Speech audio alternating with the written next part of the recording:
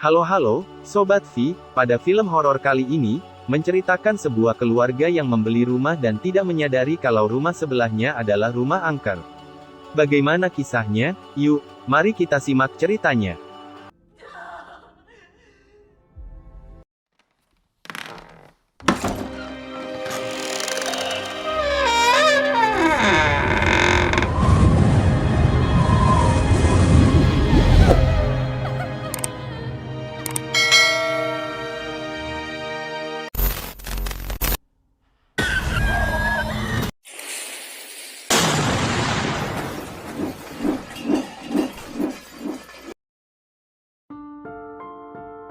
Cerita film ini dimulai dari sebuah keluarga yang pindah dan membeli rumah baru.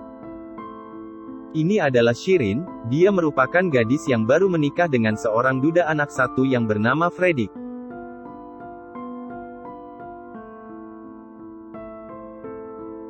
Fredrik mempunyai seorang anak laki-laki yang masih kecil bernama Lukas.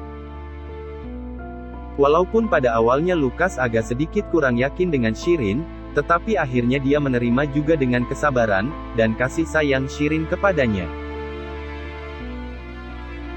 Di saat mereka pergi membeli rumah baru, dan berbicara dengan agen perumahan, tiba-tiba, Lukas berperilaku aneh seperti sedang melihat sesuatu, yang membuat dia pergi ke lantai 2 yang dimana kamar tersebut pernah ditempati oleh anak kecil seumuran dia.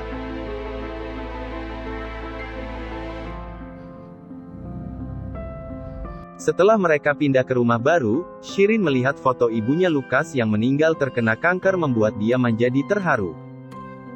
Dengan teliti Shirin membereskan rumah hingga melihat ada papan menganjal atap-atap rumah dan membukanya yang tiba-tiba terbuka dengan sendirinya.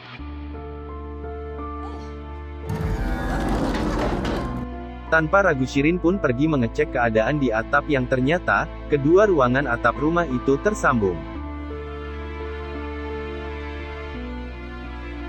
Karena tuntutan pekerjaan, Fredrik pun harus pergi meninggalkan Shirin selama seminggu. Pada siang harinya, Lukas yang sedang asik bermain sendirian, tiba-tiba, ada sebuah bola yang terlempar ke arahnya. Dengan rasa penasaran dia pun mencoba mencari asal bola tersebut yang ternyata berasal dari sebelah rumah, dan sepertinya, dia melihat ada seseorang yang memperhatikannya dari jendela rumah kosong itu. Di malam harinya, Shirin yang sedang membereskan rumah tiba-tiba mendengar suara dan dia pergi untuk mencari tahu tentang suara itu, yang ternyata adalah Lukas yang sedang mendengar suara seseorang yang sedang berbicara dengannya melalui dinding yang tersambung dengan rumah sebelah. Shirin yang mengacuhkan suara itu mengajak Lukas tidur dan dia kebingungan dengan pertanyaan Lukas perkara ibunya. Hal ini membuat Shirin sedih dan menelpon Fredrik.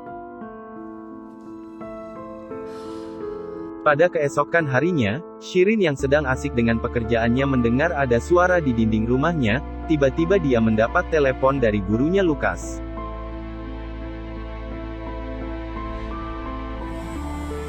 Gurunya meminta agar Shirin segera menjemput Lukas dari sekolahnya dan mendapati kalau Lukas telah mendapat teman baru dari sebelah rumahnya.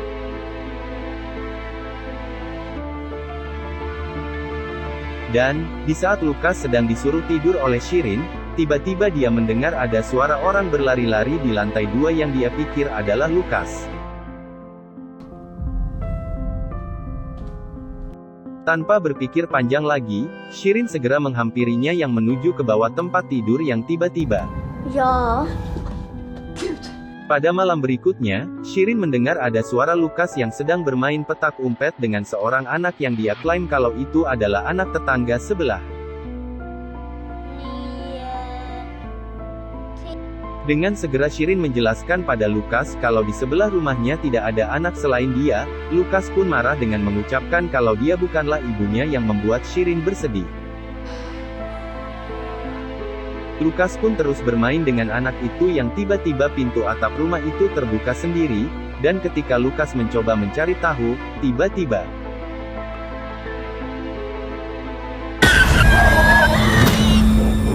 mendengar teriakan Lukas, Shirin segera mencarinya dan menemukan kalau Lukas sedang gemetar ketakutan.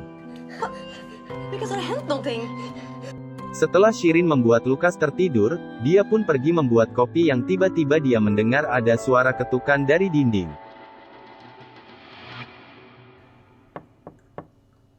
Rasa penasarannya membuat dia pergi mencari tahu dengan mengetok dinding itu dan mendengarkannya. Karena masih penasaran, Shirin pun pergi ke rumah sebelahnya dan mencari tahu yang tiba-tiba, dia melihat ada sosok anak kecil di dalam rumah kosong itu. Akibat dari kemunculan anak itu, maka polisi pun datang untuk mengeceknya yang diikuti oleh pulangnya Fredrik yang khawatir dengan keadaan mereka berdua. Karena keadaan yang mencemaskan ini, maka Fredrik memutuskan untuk tidak bekerja dulu sementara waktu demi menemani mereka berdua. Dan setelah Shirin membicarakan hal ini ke tetangganya, dia mendapati kalau pasangan yang pernah tinggal di rumah itu, kehilangan anak mereka yang membuat Shirin tidak bisa tidur memikirkannya. Pada keesokan harinya, Shirin yang sedang menempatkan kamera CCTV di kamarnya Lukas, tiba-tiba dia melihat sosok anak itu lagi.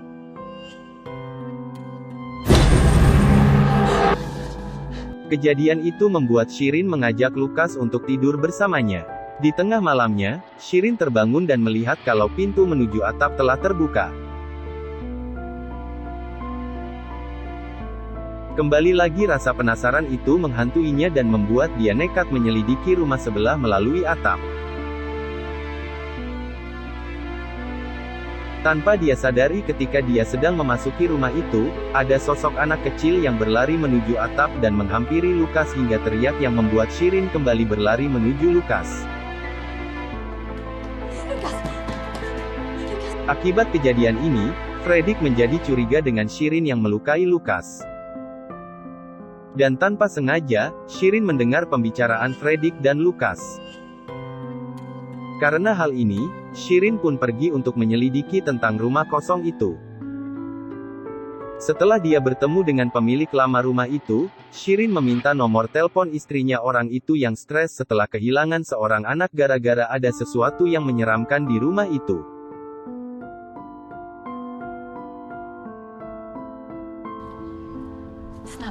Ketika Shirin kembali, Fredrik pun menanyakan tentang kepergiannya Shirin dan menjelaskannya, yang akhirnya Fredrik memutuskan untuk berhenti kerja sementara. Dan di malam harinya, Shirin mengajak ngobrol Lukas dan mengatakan kalau anak itu bernama Kim. Lukas pun menjawab kalau Kim mencoba melindunginya dari jurik yang akan menangkapnya, dan membuat Shirin menyegel pintu untuk menuju atap.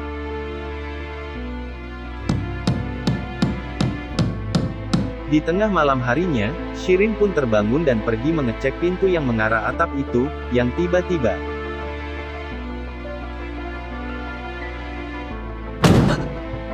Shirin yang ketakutan pergi kembali ke kamar sambil membawa palu terus mengunci pintu. Dan setelah langkah kaki yang terdengar di luar kamarnya berhenti, Shirin pun pergi mencari arah langkah itu hingga ke bawah.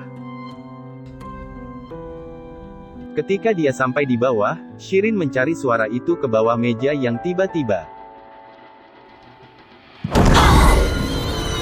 Tidak lama kemudian, Lukas pun berteriak dan ditarik oleh jurik itu hingga membuat Shirin mengejarnya yang akhirnya berhasil menarik Lukas.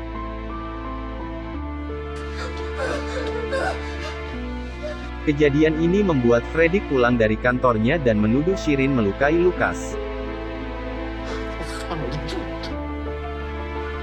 Dan pada malam harinya, Shirin pun berantem sama Fredrik yang menuduhnya melukai Lukas, dan yang akhirnya Shirin pergi di pagi harinya.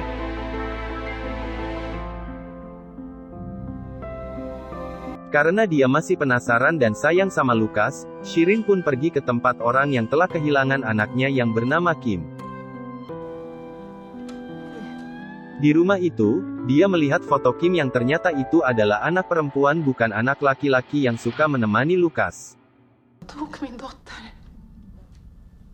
Tanpa berpikir panjang lagi, Shirin pun langsung balik kembali ke rumah Fredrik dan dihalangin olehnya untuk memasuki rumah. Sementara, Lukas yang sedang tertidur langsung terbangun dan mendapati kalau dia melihat anak laki-laki itu yang merupakan temannya, perlahan-lahan berubah menjadi jurik. Teriakan Lukas membuat Fredrik terkejut dan yang akhirnya Shirin pun bisa memasuki rumah. Dengan panik, Fredrik langsung pergi menuju Lukas dan menyusulnya ke atas rumah hingga terjatuh ke bawah, dikarenakan didorong oleh si jurik itu. Walaupun Fredrik jatuh dan terluka, Shirin tetap pergi menuju rumah sebelah demi Lukas hingga masuk ke dalam lubang yang ada di rumah itu.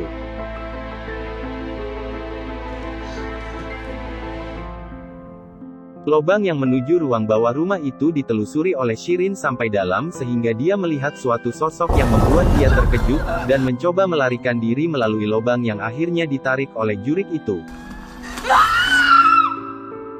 Tidak lama kemudian, Shirin pun terbangun dari pingsannya dan mendapati Lukas yang sedang ditemani oleh seorang anak kecil yang tiba-tiba berubah menjadi besar. Dan makhluk itu pergi menghampirinya.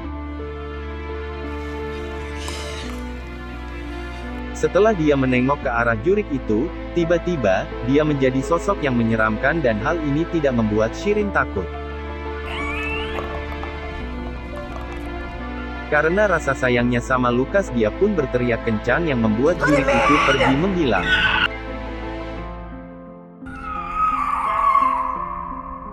Walaupun Shirin hanya seorang ibu tiri, tetapi rasa sayangnya kepada Lukas sangatlah besar. Setelah Lukas sadar, Shirin pun segera menggendongnya keluar rumah yang diikuti oleh sadarnya Fredrik dan mengakhiri cerita film horor kali ini. Terima kasih buat teman-teman yang telah menonton video ini, silakan like, subscribe, dan nyalakan loncengnya agar tidak ketinggalan video yang berikutnya.